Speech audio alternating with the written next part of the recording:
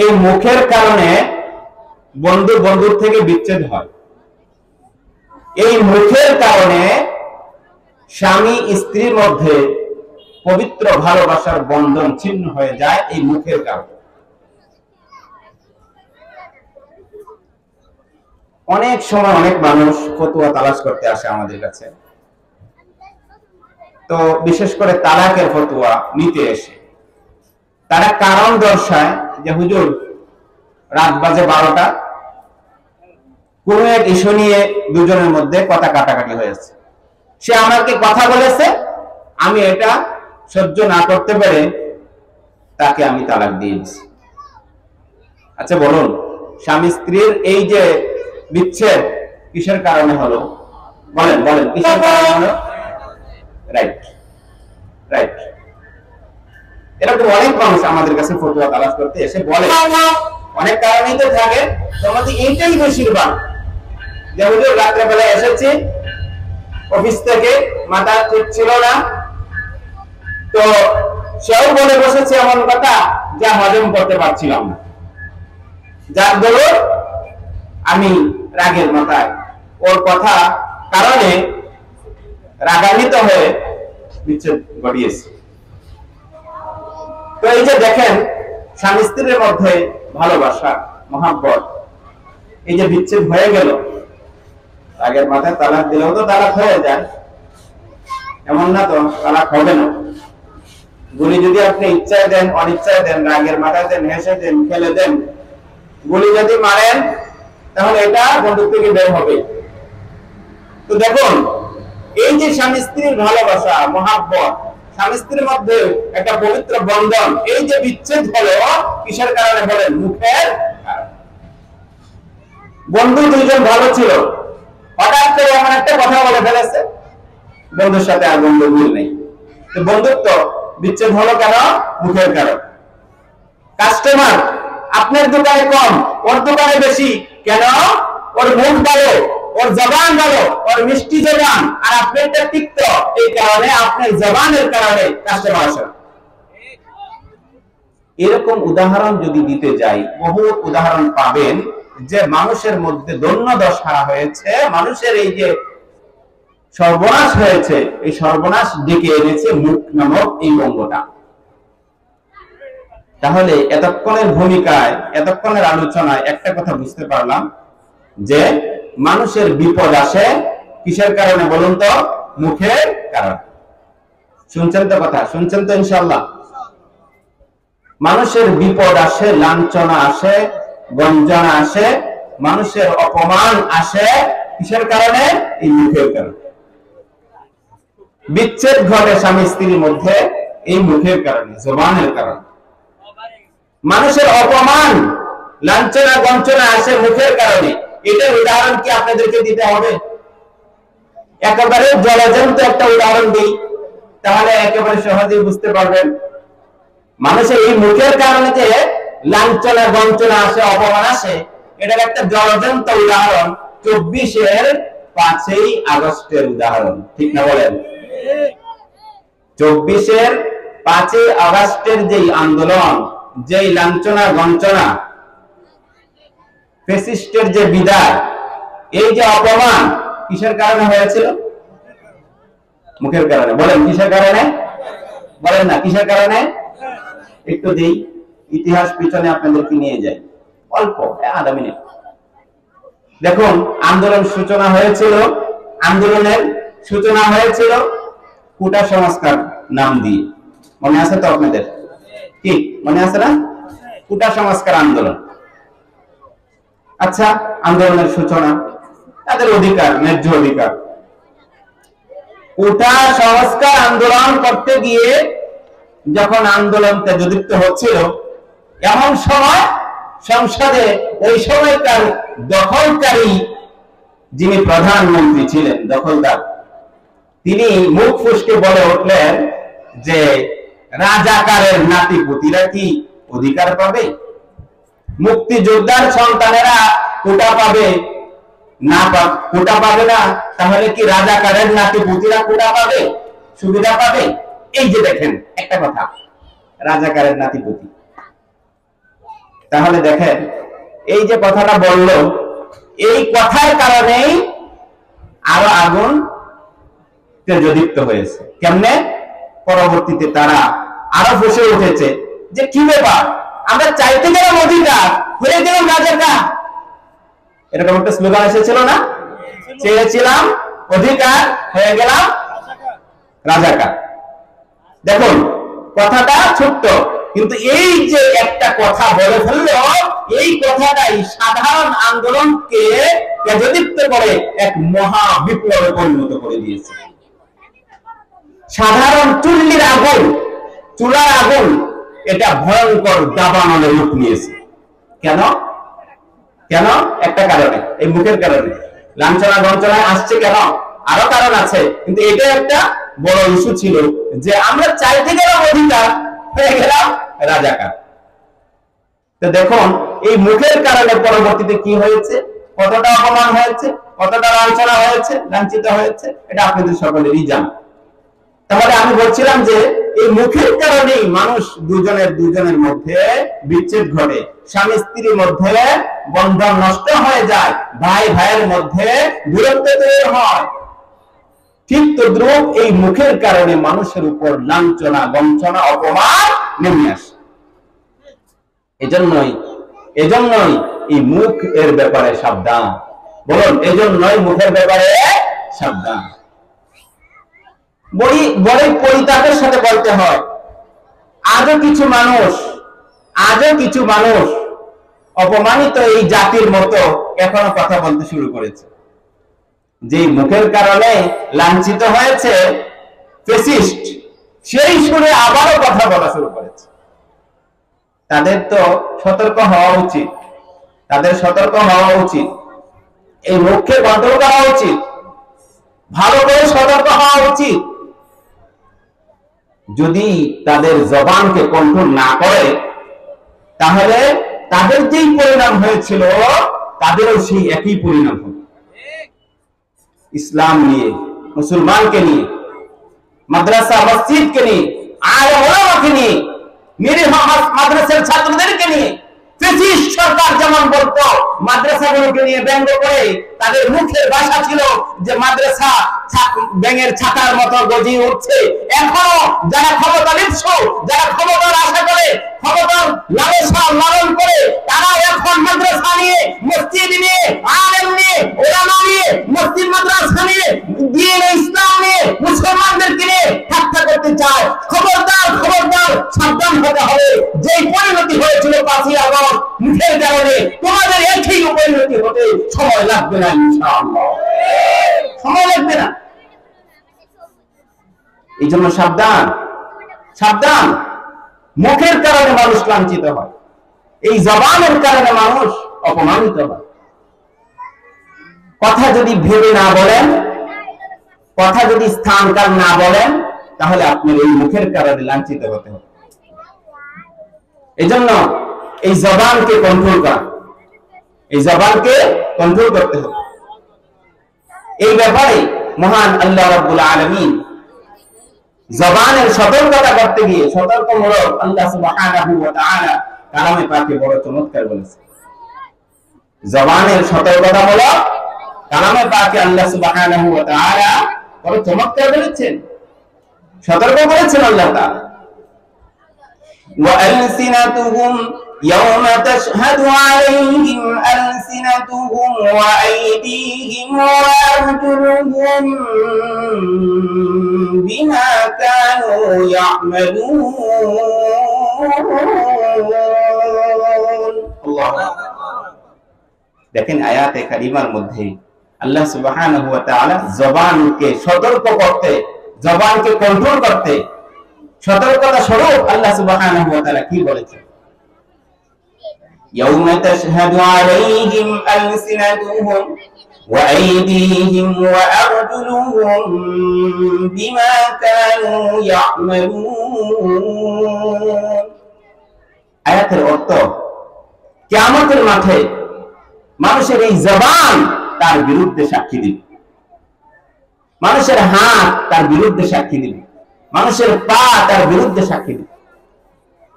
তাহলে বলুন, যেই অঙ্গটা মানুষের বিপক্ষে সাক্ষী দেবে এই ব্যাপারে সতর্ক হওয়া উচিত নাকি উচিত না? বলেন তো, বলেন, সবাই বলেন, উচিত কি উচিত না? কিয়ামতের মাঠে আপনার বিপক্ষে সাক্ষী দিবে, তাহলে তার ব্যাপারে অবশ্যই সাবধান হতে হবে। উদাহরণস্বরূপ আপনি জানেন যে এই যে এখানে সিসি ক্যামেরা আছে, এই সবগুলো ফুটেজের মধ্যে ভাসছে, এই সিসি ক্যামেরার আওতাধীন থাকাকালীনও কি আপনি অপরাধ করবেন? কি বলেন, অপরাধ করবেন? একটু হলেও আপনি সতর্ক হবেন। ঠিক তেমন আল্লাহ সুবহানাহু ওয়া তাআলা জবানের ব্যাপারে সতর্ক করেছেন মানুষকে, দেখো এই জবানই কিন্তু তোমার বিরুদ্ধে কাল কিয়ামতের মাঠে সাক্ষী দিবে। জবানে কি করছো, কি বলছো, এই সব কিছু রেকর্ড হচ্ছে। অপর এক আয়াতে আল্লাহ তাআলা সতর্ক করেছেন, অপর এক আয়াতে আল্লাহ তাআলা সতর্ক করেছেন, মা ইয়ালফাযু মিন কাওলিন ইল্লা লাদাইহি রাকীবুন আতীদ।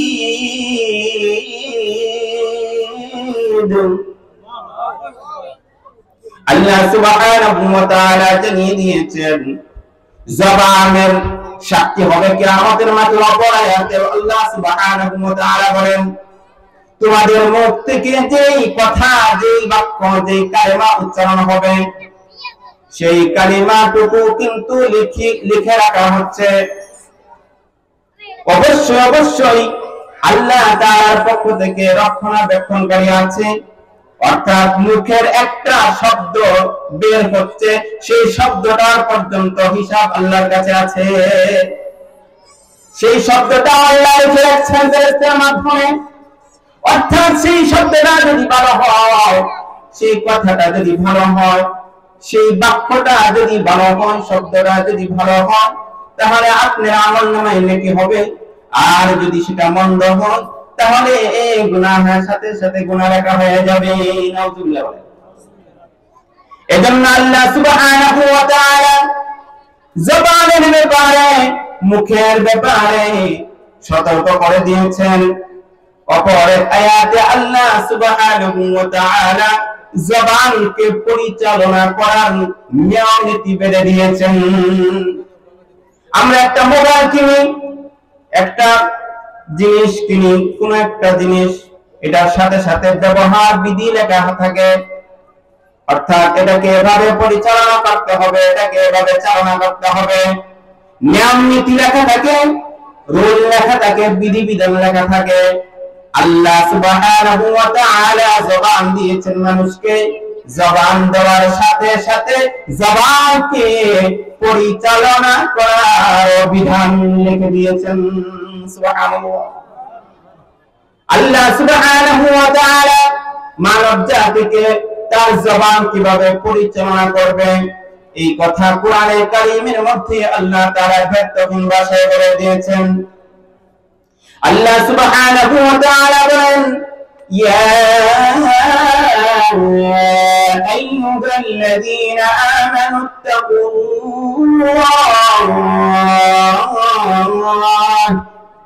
ইয়া আইয়ুহাল্লাযীনা আমানুত্তাকুল্লাহ ওয়া কুলু কওলান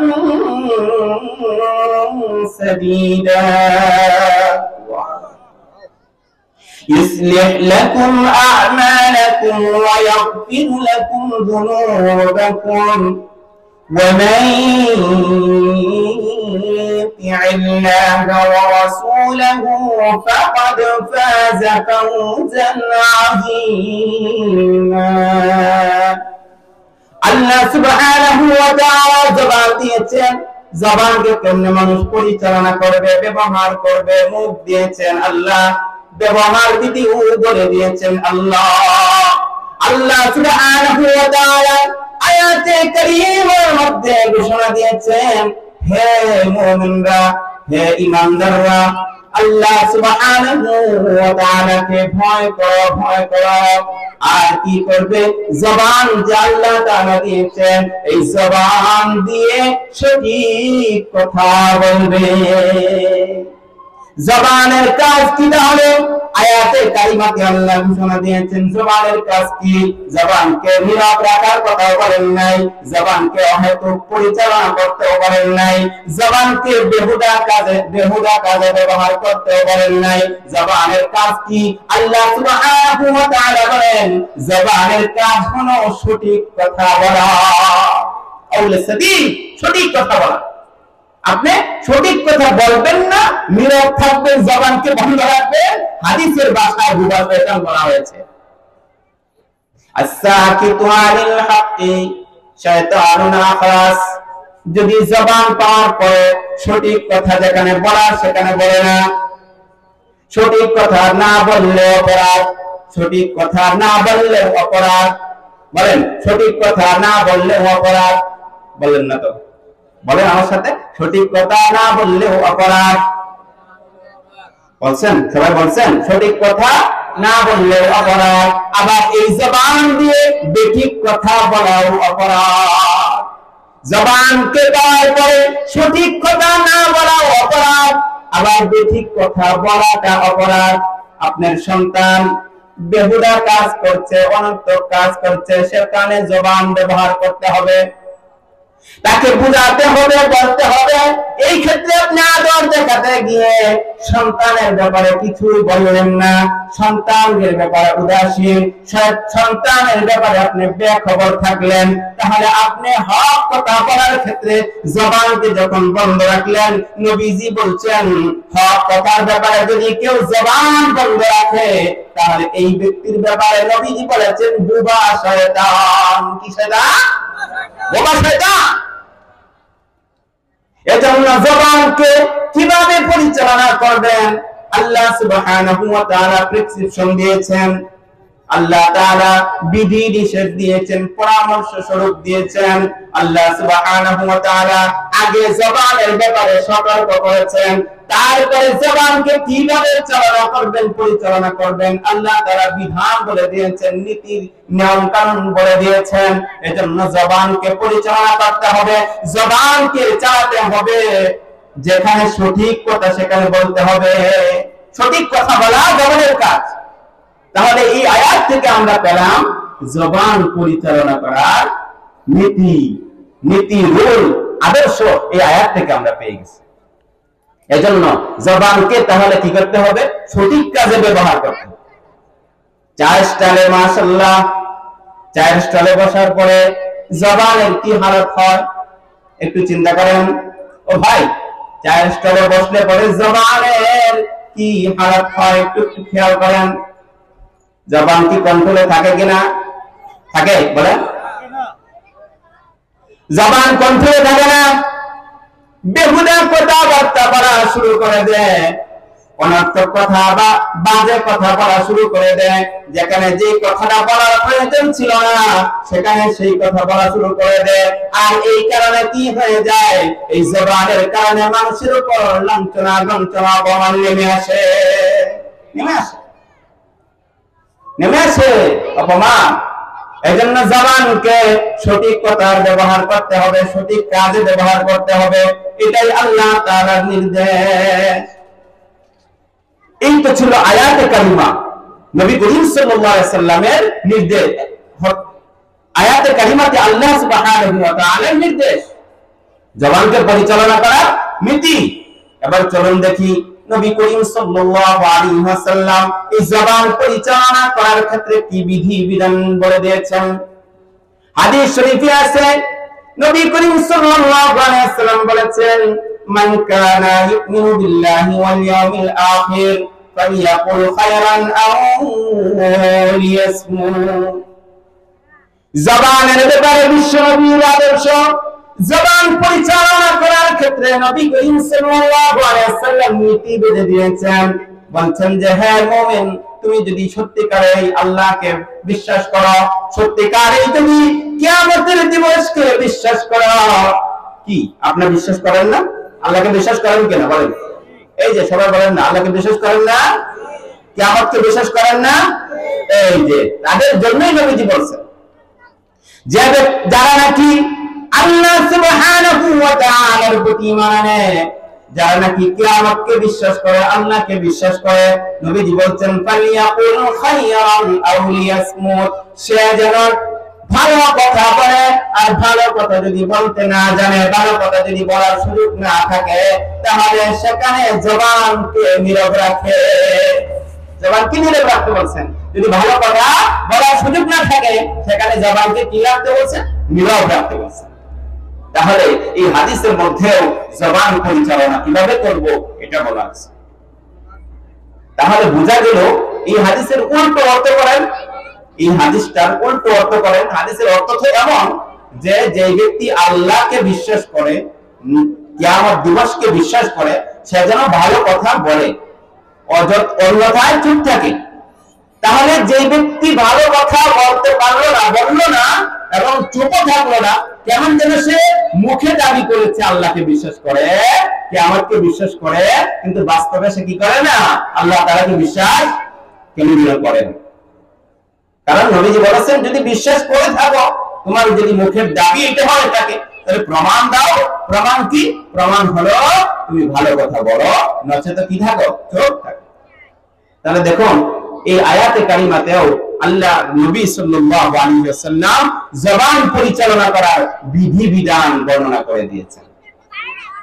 এজন্য জবানকে হেফাজত করবে তো ইনশাআল্লাহ, বলেন জবানকে হেফাজত করবে তো ইনশাআল্লাহ। ইনশাআল্লাহ। বিশেষ করে আমার মা বোনরা যারা শুনছেন, আল্লাহু আকবার, আপনাদের ব্যাপারে একটু বিশেষভাবেই বলতে হয়, আপনাদের ব্যাপারে একটু বিশেষভাবেই বলতে হয় জবানের ব্যাপারে।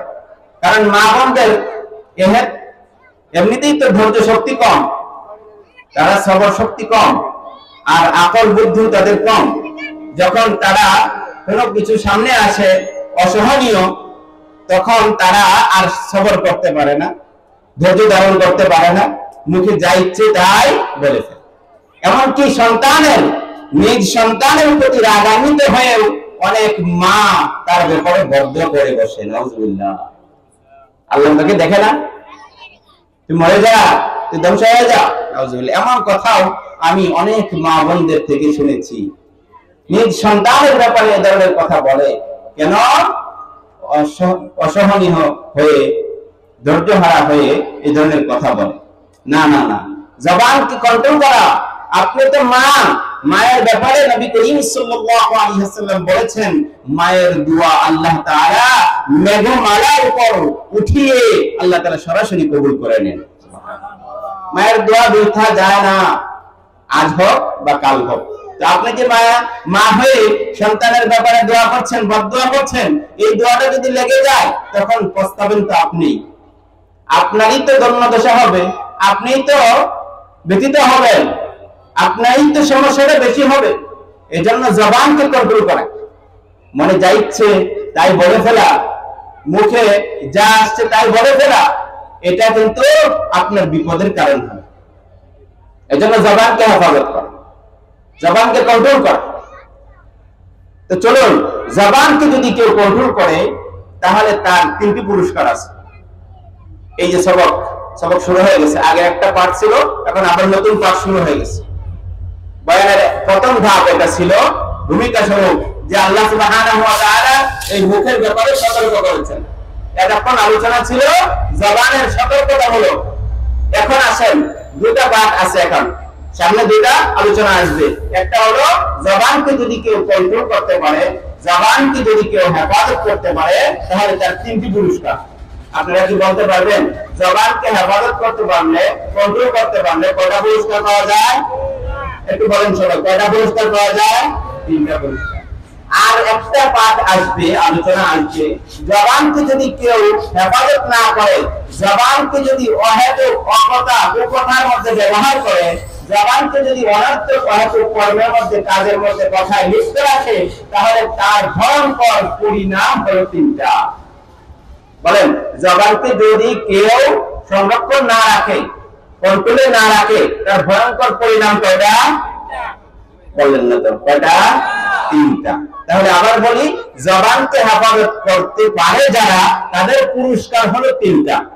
আর জবানকে যদি কেউ হেফাজত না করতে পারে, এই মুখকে যদি সামলাতে না পারে, মুখে যদি কন্ট্রোল না আনে, লাগাম না পড়া, তাহলে এই জবানের কারণে তার ভয়ঙ্কর পরিণাম হবে তিনটা। ভয়ঙ্কর পরিণাম হবে তিনটা। চলুন তাহলে ভিতরে আলোচনা শোনা যাক। প্রথমেই এই জবানকে যদি কেউ কন্ট্রোলে না রাখতে পারে, জবানকে যদি কুকথায় ব্যবহার করে, মুখের কারণে মানুষের লাঞ্ছনা, বঞ্চনা, অপমান, ভয়ঙ্কর পরিণাম হবে তিনটা।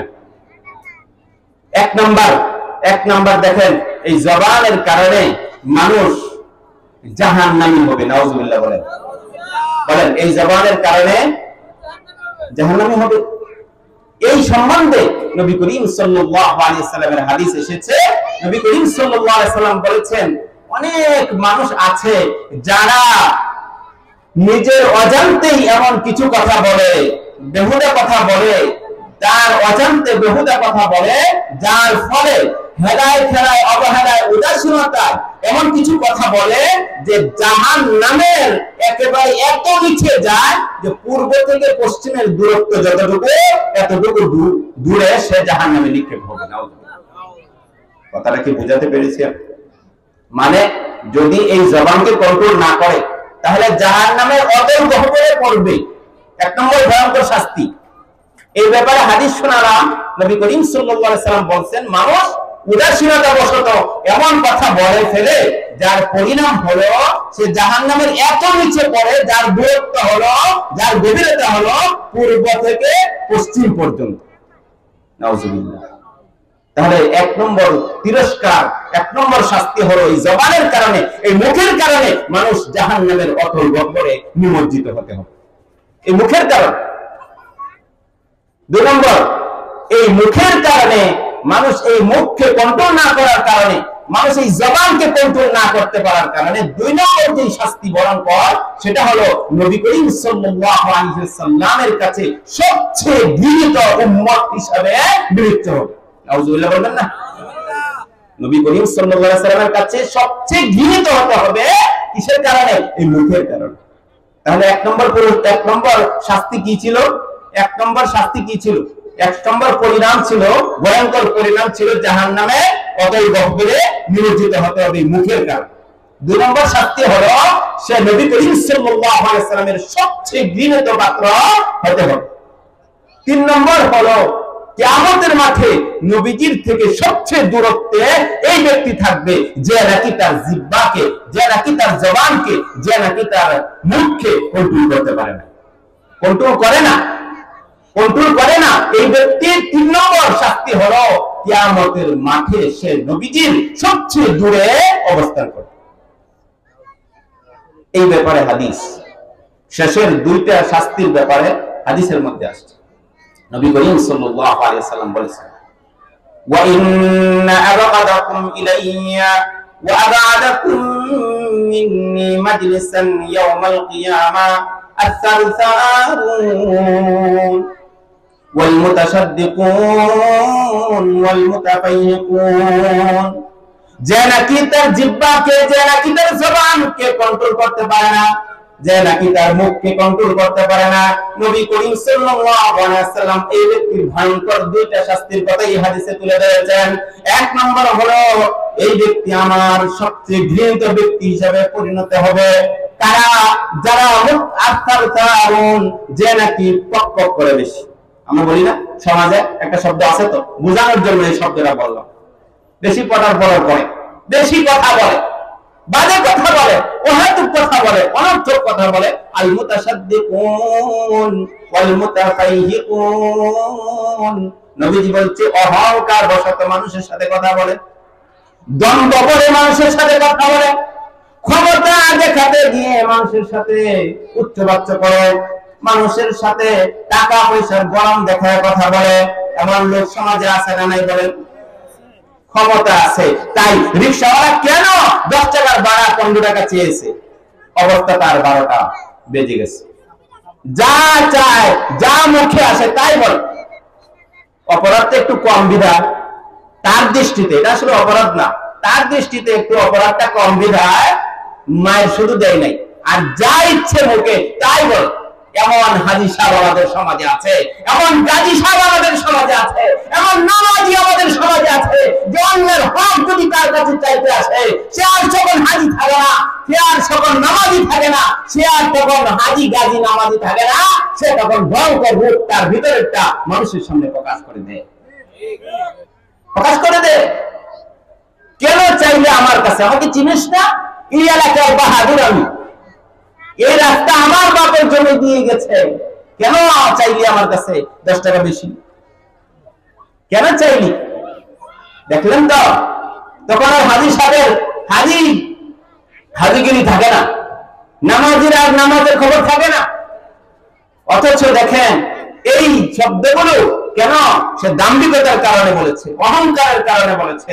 সে দম্ভ ভরে অহংকার বশত যখন এই কথাগুলো বলেছে, নবী করিম সাল্লাল্লাহু আলাইহি ওয়াসাল্লাম বলেছে কিয়ামতের মাঠে এই সমস্ত মুখের ভাষা এর কারণে, মুখের বাজে কথার কারণে, মুখ অভদ্র ব্যবহার করার কারণে সে যেই হোক না কেন আমার কাছে সবচেয়ে ঘৃণিত হতে হবে, সবচেয়ে ঘৃণিত হতে হবে। আর কি হতে হবে? আমার থেকে সবচেয়ে দূরে থাকতে হবে। তাহলে বলুন, এই জবানের কারণে তার শাস্তি কয়টা? মনে আছে তো? জবানের কারণে শাস্তি কয়টা বলেন? 3টা। 1 নম্বর শাস্তি কি বলছিলাম? জাহান্নামের অতল গহ্বরে নিমজ্জিত হতে হবে। নাম্বার 2, নবীজির সবচেয়ে ঘৃণিত পাত্রে পরিণত হতে হবে। নাম্বার 3, কিয়ামতের মাঠে নবীজির থেকে সবচেয়ে দূরে এই ব্যক্তির অবস্থান হবে। এবার আসুন, এই জবানকে যদি কন্ট্রোল করতে পারে তাহলে এই জবানের কারণে আল্লাহ তাআলা তাকে 3টা পুরস্কার দিবেন। সুবহানাল্লাহ। কয়টা পুরস্কার দিবেন? 3টা পুরস্কার দিবেন। অল্প সময়ে শুনতে হবে, সময় কম। তাহলে এই জবানকে যদি কেউ হেফাজত করতে পারে তার 3টা পুরস্কার আছে, খুব সুন্দর পুরস্কার। 1 নম্বর পুরস্কার, সে আল্লাহর প্রিয় বান্দা হবে। বলেন 1 নম্বর পুরস্কার, বলেন আল্লাহর প্রিয় বান্দা হবে। এই তো বললেন না, অনেকেই ঘুমাচ্ছেন। বলেন 1 নম্বর পুরস্কার কি? জাযাকুমুল্লাহ, সবাই বলেছেন। 1 নম্বর পুরস্কার, এই জবানকে যদি সে কন্ট্রোল করতে পারে তাহলে আল্লাহর প্রিয় বান্দায় রূপান্তরিত হবে।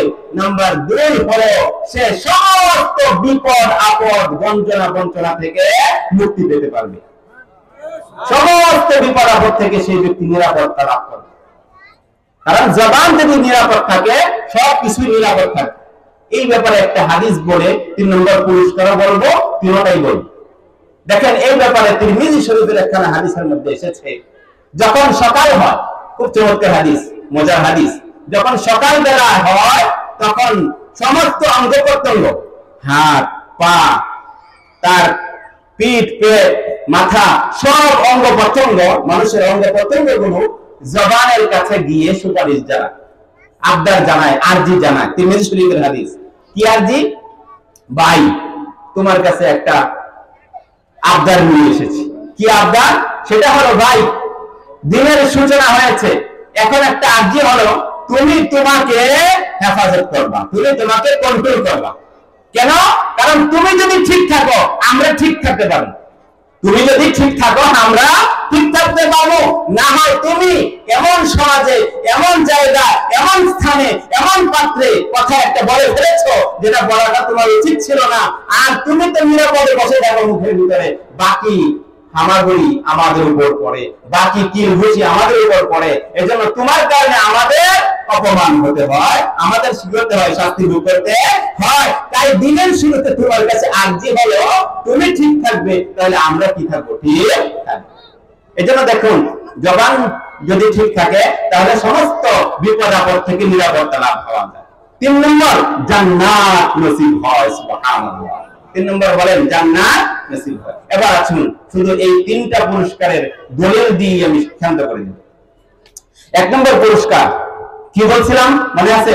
আল্লাহর প্রিয় বান্দা হওয়া যায়। وعباد الرحمن الذين يمشون على الأرض هونا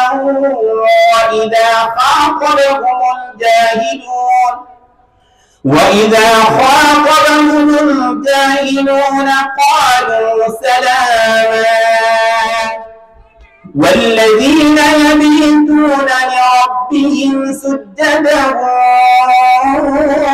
وقياما وقال تعالى وإذا مروا باللغو مروا كراما। এই আয়াতে প্রথম পুরস্কারের দলিল।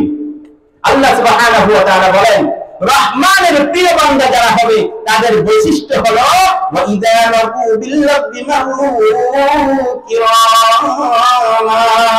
রহমানের প্রিয় বান্দা যদি হতে হয়, হওয়ার যদি ইচ্ছে থাকে, আল্লাহ তাআলা উপদেশ দিতে গিয়ে বলেছেন রহমানের প্রিয় বান্দা, আল্লাহর প্রিয় বান্দাদের বৈশিষ্ট্যের মধ্যে একটা হলো যখন অহেতুক কাজ কর্ম দেখে, অহেতুক কথা যেখানে হয় সেখানে লিপ্ত হয় না, বরং তা দেখে পাশ কাটিয়ে চলে যায়।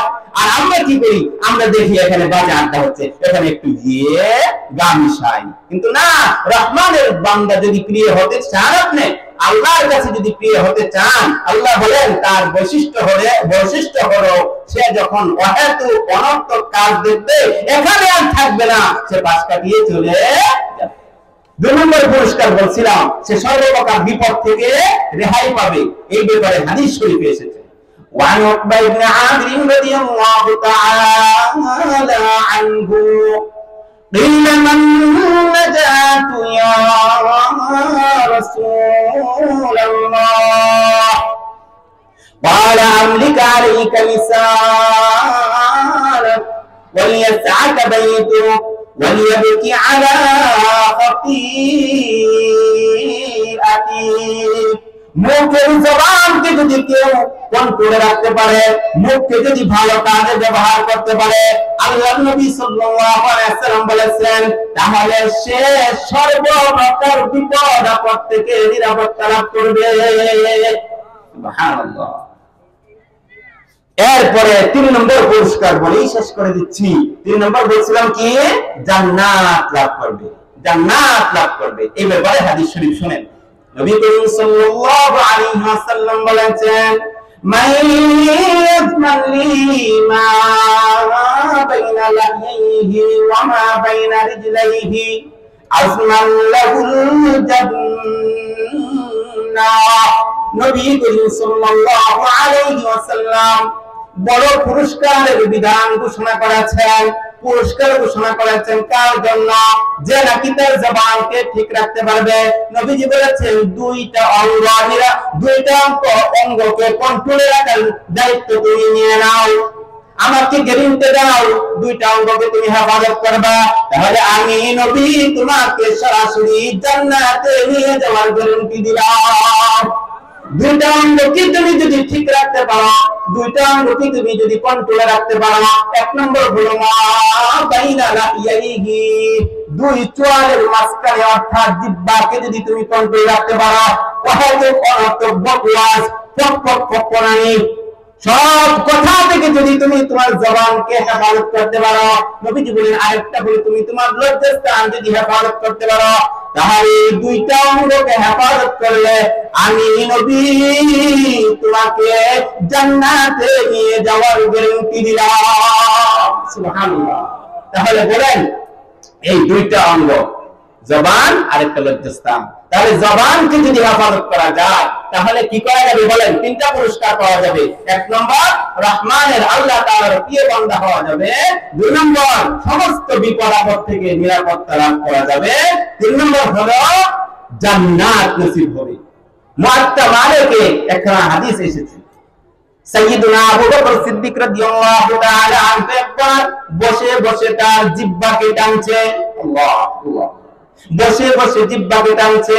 অথচ এমন ব্যক্তি যিনি এই উম্মতের কোটি কোটি উম্মত, অসংখ্য গণিত উম্মতের মধ্যে সর্বশ্রেষ্ঠ উম্মত হলেন আবু বকর সিদ্দিক রাদিয়াল্লাহু তাআলা আনহু, একবার বসে বসে জিহ্বাকে এভাবে টানছে, জিহ্বাকে শাস্তি দিচ্ছে। ইতিবছরে হযরত ওমর ফারুক রাদিয়াল্লাহু তাআলা আনহু এসে হাজির।